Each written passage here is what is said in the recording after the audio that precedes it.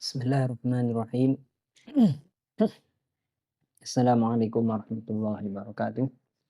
Alhamdulillahirabbil alamin, wassalatu wassalamu ala asyrofil anbiya'i wal mursalin sayyidina nabiyina Muhammadin wa ala alihi wa ashabihi wa man tabi'ahum bi ihsan ila yaumil amma ba'du. Alhamdulillah, pada kesempatan kali ini kita dapat melanjutkan pembahasan mengenai kitab Imta'ul Asma fi Syarhi Matan Abi Syuja'. Shalawat serta salam mudah-mudahan senantiasa dihaturkan kepada Nabi besar Muhammad sallallahu alaihi wasallam. Mudah-mudahan kita semua mendapatkan syafaat dari beliau di hari akhir nanti. Amin ya rabbal alamin. Alhamdulillah kita telah memasuki bulan suci Ramadan. Mudah-mudahan kita semua bisa mendapatkan keberkahan dari bulan Ramadan, dapat menambah amal ibadah kita di bulan suci Ramadan dan memaksimalkan ibadah pada bulan suci Ramadan. Amin ya rabbal alamin. Di antara waktu yang paling mulia adalah di bulan suci Ramadan. Maka alangkah baiknya apabila bulan-bulan ini kita maksimalkan dengan memperbanyak ibadah. Terutama bagian dari ibadah adalah menuntut ilmu. Mudah-mudahan dengan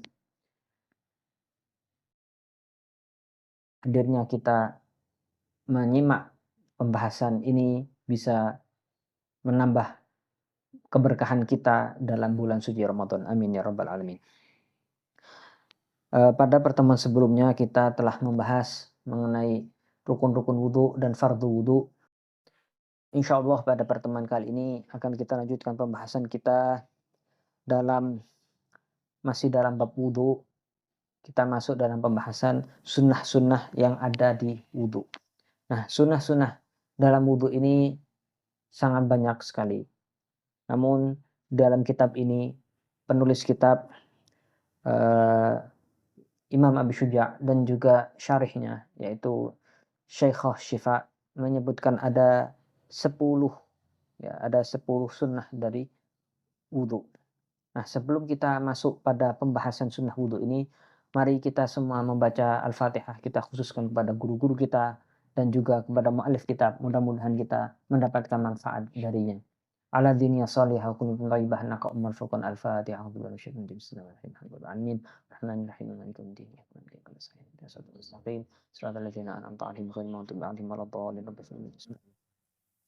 Wa sunanuhu asyratu asya. Dan sunnah wudhu ini ada 10.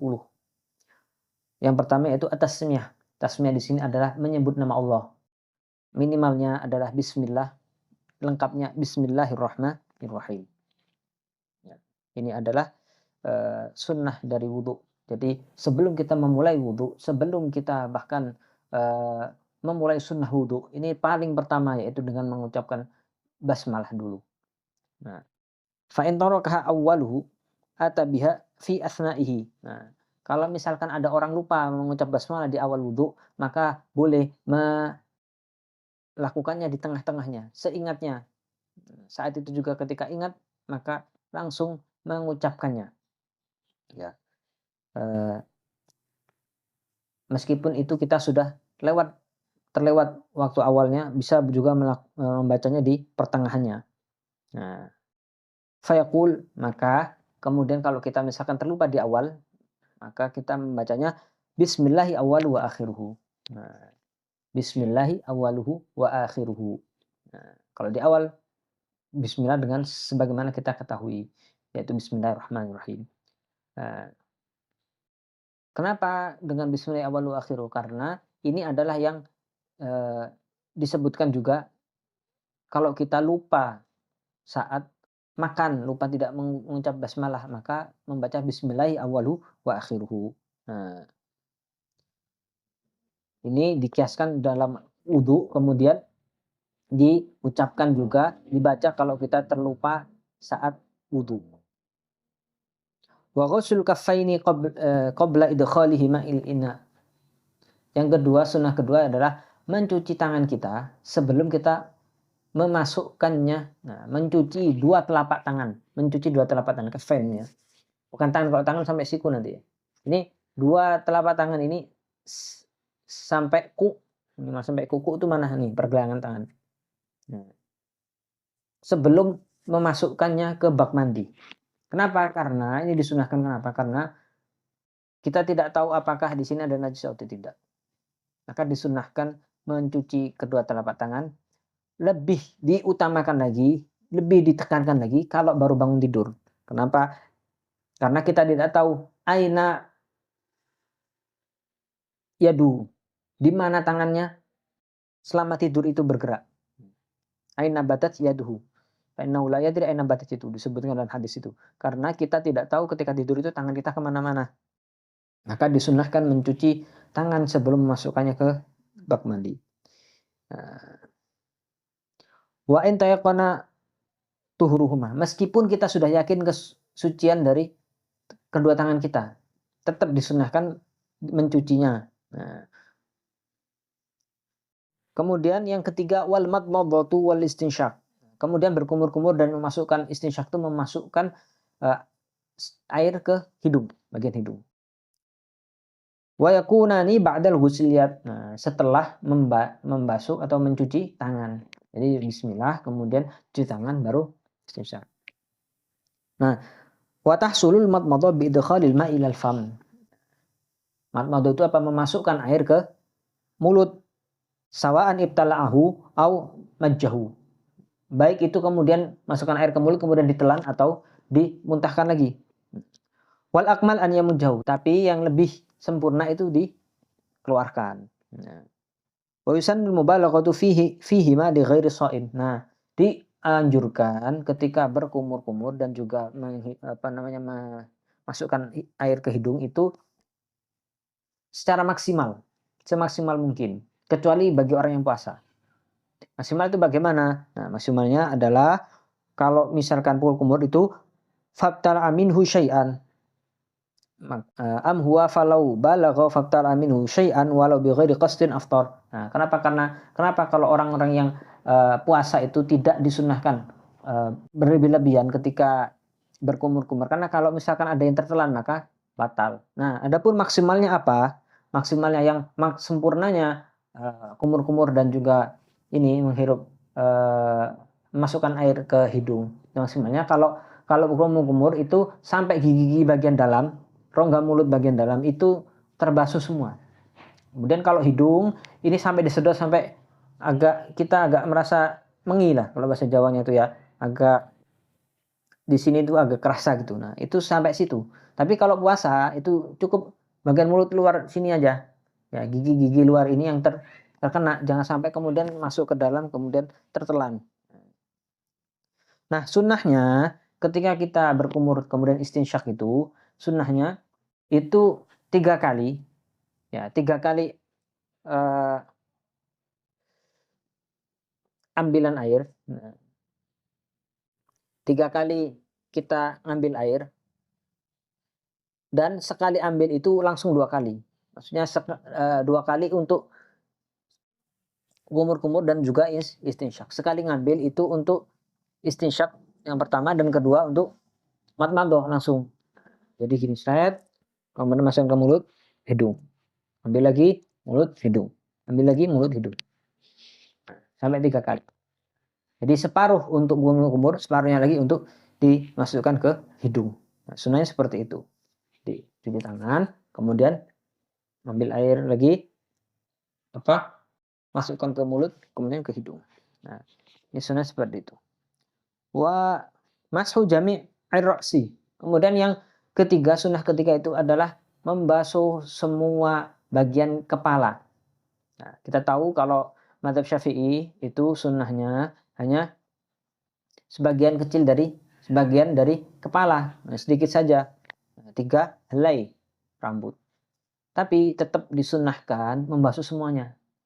Buat apa? Khurujan minal khilaf, agar kita tidak masuk ke dalam perkara khilaf. Sebab menurut mazhab Maliki bahwa wudhu itu harus membasuh semua kepala, tidak hanya bagian kecil. Nah, supaya kita tidak wudhu kita itu tidak menghasilkan wudhu kita tidak masuk dalam perkara khilaf. Karena kalau kita wudhunya cuman hanya bagian kecil memang sah menurut mazhab Syafi'i, tapi itu tidak sah menurut mazhab Maliki. Nah, supaya kita tidak ada ulama yang menganggap kita tidak sah, atau supaya kita benar-benar sempurna wudunya, sehingga itu sah menurut semua madhab, maka disunahkan membasuh semuanya.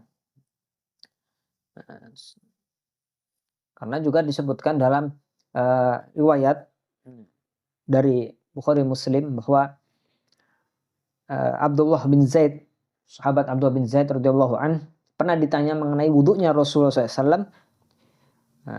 Kemudian beliau mempraktekkan,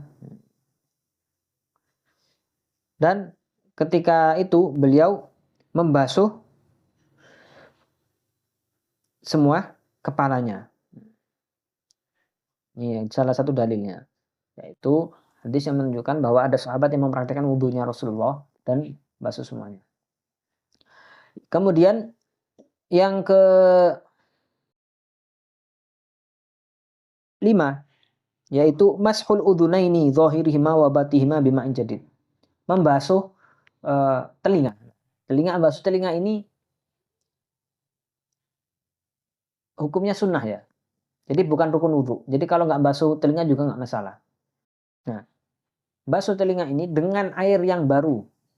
Yang dibasuh itu bagian luar dan dalamnya telinga. Jadi seperti ini. Jadi ambil air setelah basuh tangan, ya kan? Setelah mencuci tangan. Setelah mencuci tangan, kemudian telinga. Nah, telinga ini kita usapnya, mengusap telinga dengan air baru. Kita ngambil air baru, sekedar basah saja. Kemudian, ini bagian dalam dan luarnya, ini buat basuh untuk mengusap yang luarnya. Kemudian ngambil air lagi, usap lagi dengan air baru. Nah,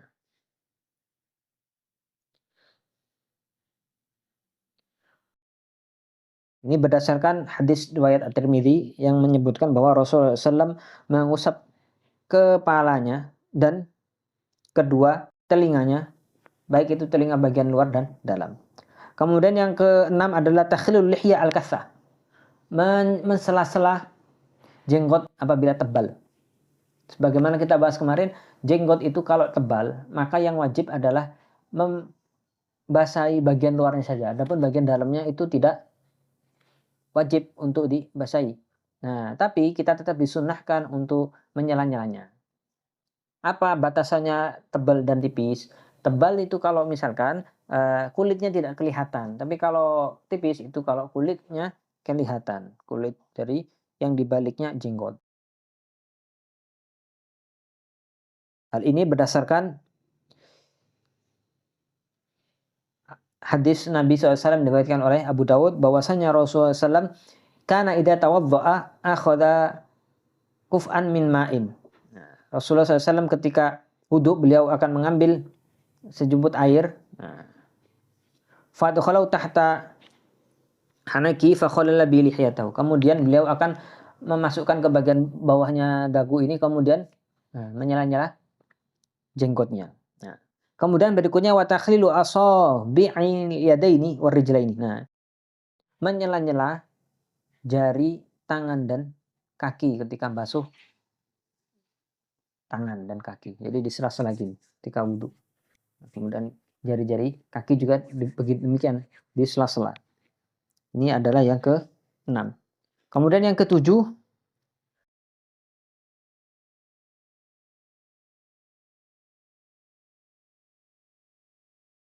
ya tadi yang ke-6 takhlilul lihya, menyela-nyela jenggot. Yang ke-7 menyela-nyela jari. Yang ke-8 taqdimul yumna 'alal yusra, membasuh anggota tubuh yang kanan lebih dulu dibandingkan yang kiri. Nah, boleh nggak misalkan kita basuh yang kiri dulu? Boleh saja, tapi meninggalkan kesunahan. Karena yang sunnah itu basuh kanan dulu. Rasulullah itu senang mendahulukan yang kanan dulu. Kecuali di beberapa hal seperti keluar dari masuk kamar mandi, sebelum masuk kamar mandi atau keluar dari rumah. Jadi ketika wudhu disunnahkan memulai dari yang kanan. Berdasarkan hadis Ibnu Khuzaimah dan Ibnu Hibban bahwa Rasulullah SAW bersabda, idza tawaddo'tum fabda'u bi yumnakum. idza tawadda'tum fabda'u bimayaminikum. Fabda'u bimayaminikum. Kalau kalian wudu, maka mulailah dari bagian kanan kalian. Nah, berikutnya yang ke-9 yaitu wat-thaharatu salasan. Nah, 3. Yang wajib memang cuma 1, tapi sunnahnya 3 kali. Termasuk apa? Semuanya dari awal. Basuh tangan itu sunnah. Apa namanya? Cuci tangannya di awal itu ya. Telapak tangan itu sunnah 3 kali. Kemudian kumur-kumur 3 kali. Kemudian basuh muka 3 kali dan seterusnya, semua disunnahkan salasan. Nah, dan terakhir wal muwalatu. Sunnah yang terakhir yaitu mualah. Mualah itu apa? Tidak terputus, berkelanjutan. Karena boleh jadi ada orang wudu itu,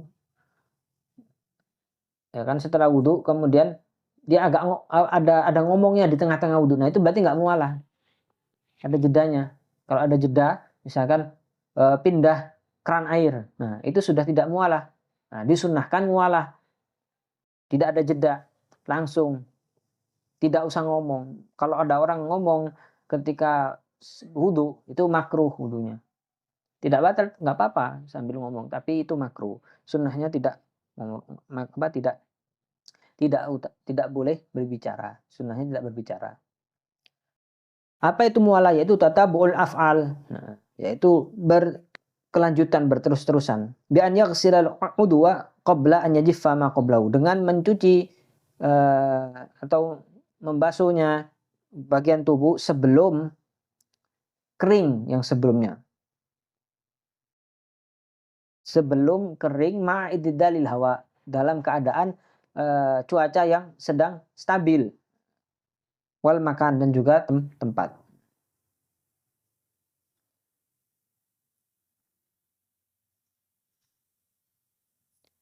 Nah, ini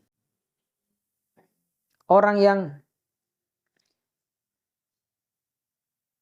disunnahkan untuk tidak ada jeda ketika wudhu, ini adalah bagi orang yang tidak punya penyakit daimul hadas. Apa? Orang yang punya penyakit yang terus-menerusan dalam keadaan hadas, seperti orang beser, atau mustahadah yang haidnya nggak berhenti-berhenti. Nah, untuk orang normal ini disunahkan tidak ada jeda. Tapi kalau bagi orang yang punya penyakit seperti tadi beser dan juga mustahadah misalkan, nah itu wajib tidak boleh ada jeda. Tidak boleh ada jeda. Sebab orang yang punya penyakit beser misalkan, atau tadi itu mustahadah, itu ketika wudhu, pertama syaratnya harus sudah masuk waktu sholat. Kalau belum masuk waktu sholat, maka tidak boleh dia berwudhu. Nah, harus masuk waktu sholat dulu. Nah, ketika masuk waktu sholat, harus bersih-bersih, menyuci semua pakaiannya, diganti dengan yang suci, ininya ditutup, langsung wudhu tanpa jeda. Langsung wudhu, wudhunya nggak boleh jeda, langsung setelah wudhu, langsung sholat. Nggak boleh ada jeda. Kalau ada jeda, maka harus mulai dari awal lagi. Nah, karena nanti kalau keluar lagi gimana? Nah, itu tidak ada rukhsah, ada keringanan. Karena dia ini sudah ada keringanan dengan boleh mengganti sholat dengan keadaan yang tidak benar-benar hilang hadasnya. Sebenarnya ketika dia wudhu itu tidak hilang hadasnya, kan keluar terus, beser, keluar terus kotorannya.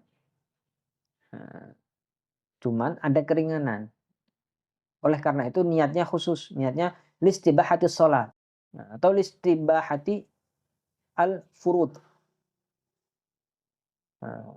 Untuk dibolehkannya melakukan fardu. Kemudian terakhir ditutup dengan doa. Doanya kita tahu doa setelah wudu. Asyhadu an la ilaha illallah wahdahu la syarika lah wa asyhadu anna Muhammadan abduhu rasuluh. Allahumma ij'alni minat tawwabin waj'alni minal mutatahhirin waj'alni min ibadikas shalihin. Ini adalah doa setelah wudu. Kemudian faslun fil istinja. Fasal menerangkan tentang tata cara beristinja. Al-istinja'u ma'khudun minan najwi wa huwa al-qat'u. Nah, istinja asalnya dari kata-kata najwa. Artinya al-qat'u, memotong. Li'annal mustanji yaqta'ul adza an nafsi, karena orang yang sedang beristinja itu telah memotong kotoran dari dirinya, membuangnya. Wa huwa syar'an, adapun secara syariat, secara istilah, istinja adalah izalatul kharij an najis al mulawwath min al farji an farji bima'in au hajar. Yaitu menghilangkan hal yang keluar, ya, yang kotor dan najis dari kemaluan dengan air atau batu. Jadi, menghilangkan kotoran yang sifatnya najis dan mengotori dari yang keluar dari kemaluan, membersihkannya dari kemaluan. Kotorannya dibersihkan dari kemaluannya dengan air atau dengan batu. Nah, istinja ini bisa yang utama itu dengan air. Nah, wa yakunu bil ma. Atau kalau misalkan tidak ada air, maka yakunu bikulli jamidin tahirin qali'in ghairu muhtaram. Harus nih syaratnya 3. Kalau nggak dengan air, dengan syaratnya yang 3. Apa? Jamid, suatu yang padat. Kedua, tahir, suci.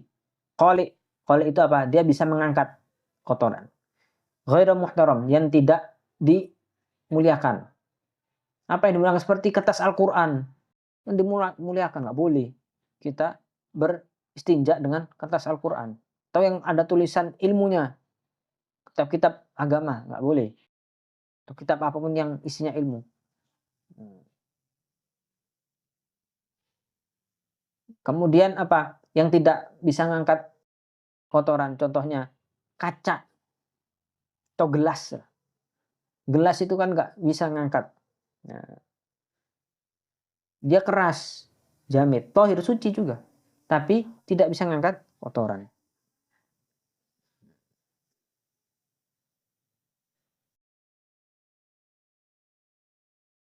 Wal istinja'u bil hajar au ma fi ma'nahu rukhsah wa bil ma'i azimah. Nah, ketika kita tidak menemukan air, kemudian kita beristinja dengan batu, itu sebenarnya adalah keringanan. Jadi yang utama itu dengan air. Sedangkan kalau nggak ketemu air kemudian kita melakukan istinja dengan batu, maka itu sebenarnya adalah keringanan. Karena sebenarnya kotoran atau najis itu sebenarnya masih ada. Ada yang nempel, masih ada. Tidak benar-benar hilang. Nah, maka itu adalah keringanan. Oleh karena itu, ya, lebih utama itu harus dengan air. Kalau ada air dan batu, maka harus wajib pakai air. Boleh hanya dengan batu.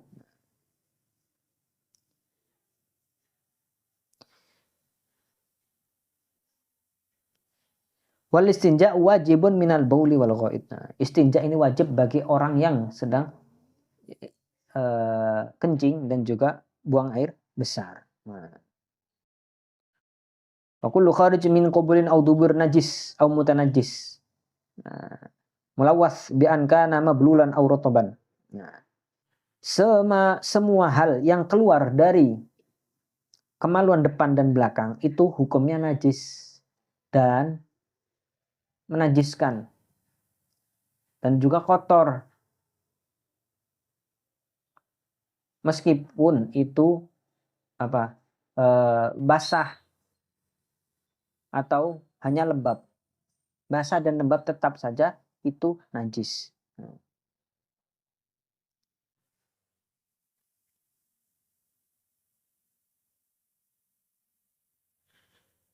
Nah,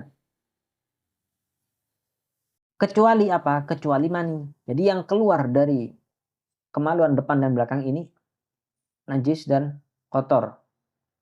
Kecuali mani. Kenapa? Karena mani adalah asal dari anak Adam. Kalau asalnya anak Adam itu najis, berarti anak Adam najis dong. Manusia najis. Nah, makanya para ulama mengatakan bahwa mani itu tidak najis.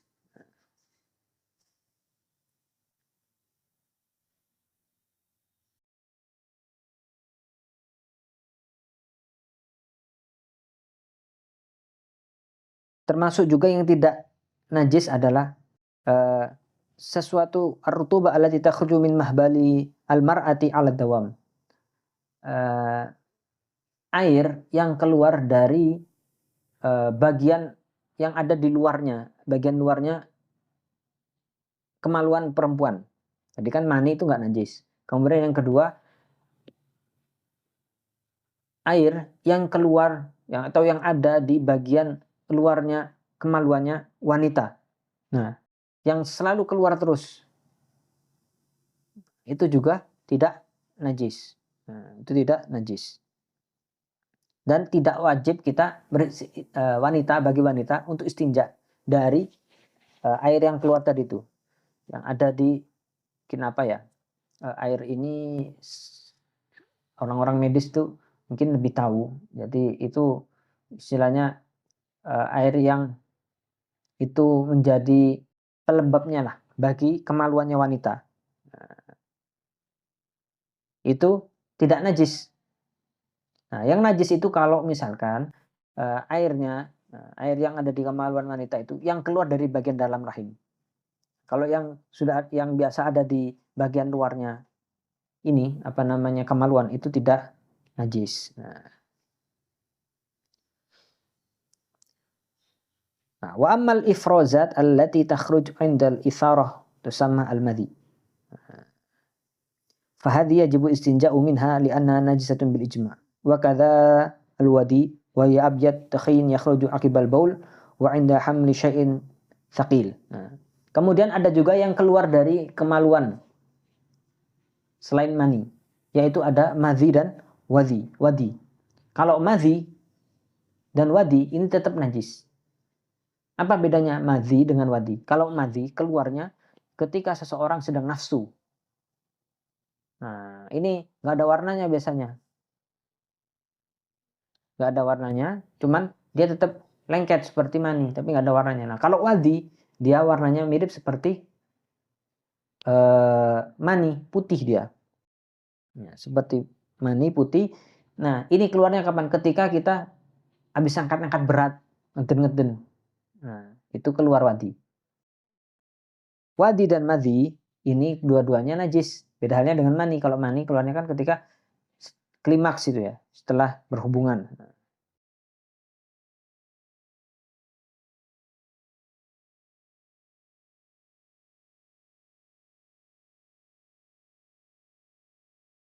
Nah, eh, tadi kita menyebut bahwasanya hal-hal yang ini semua ini mengotori. Maksudnya mengotori itu apa? Kalau misalkan terkena baju itu ada bekasnya. Nah, makanya kalau misalkan dia ada kotoran, itu ada nggak kotoran yang nggak mengotori? Ada. Kalau kering, misalkan ada kotoran ayam yang sudah kering, benar-benar kering, atau kotoran inilah yang lebih kecil, kotoran cecak. Kotoran cecak itu kalau kering, kemudian jatuh ke baju kita, nah, itu dia tidak meninggalkan bekas. Nah, ini najis memang, tapi ya najisnya tidak pindah karena dia kering, kan dia tidak mengotori. Nah, ini mulawis ya, mulawis, mengotori. Nah,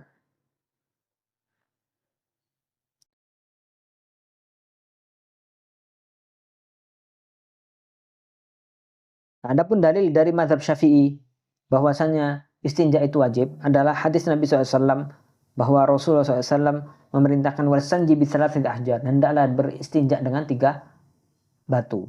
Ini adalah perintah, dan perintah itu asalnya berdasarkan kaidah usul fiqh al-amru lil wujub. Setiap perintah itu konsekuensi hukumnya adalah wajib. Maka hadis Nabi ini menunjukkan bahwa istinja itu wajib.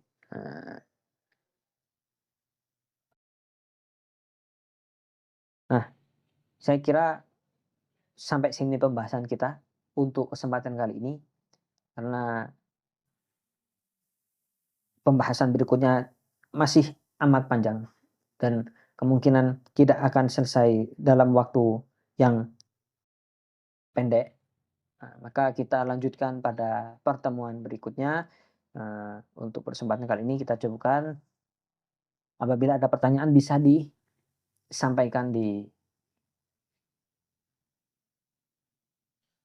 kolom komentar atau disampaikan kepada pengurus Qalbun Salim. Mudah-mudahan apa yang kita pelajari bermanfaat untuk kita semua. Billahi taufiq wal hidayah wa ridwal inayah. Assalamualaikum warahmatullahi wabarakatuh.